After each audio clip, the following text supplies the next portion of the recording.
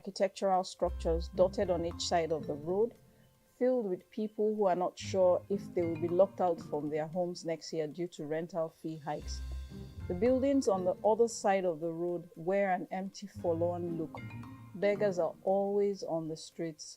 A thin, middle-aged man in an oversized jacket comes towards my window. In impeccable English, he explains that he is not a beggar, but a medical doctor who worked in the hospital about 3 blocks from the right side of the street we were on. He has an accent that must be from Cross River State, unmistakably lyrical. He says his daughter is in terrible shape. She has a ruptured appendix and was admitted in the same hospital where he worked.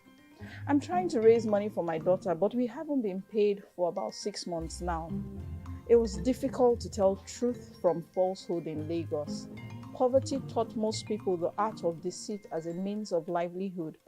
Today, I discover an even more ingenious way of begging meant to jolt one's physical and spiritual sensibilities.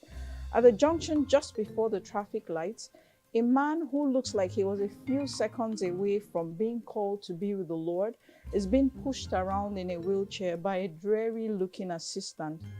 After a few minutes, the assistant stops pushing the wheelchair and takes up his bullhorn to tell the story of how the man has an orange-sized tumor on his face. He makes a feverish pitch for funds that will be for treatment. God bless you as you give. God shall water your garden as you donate to this cause, he bellowed. Motorists avoid them as if they just escaped a leper colony. The two men are indifferent and remain resolute in their quest. My name is Eriye Onogoroa. I work in an energy company. So apart from being an author, that's what else I do.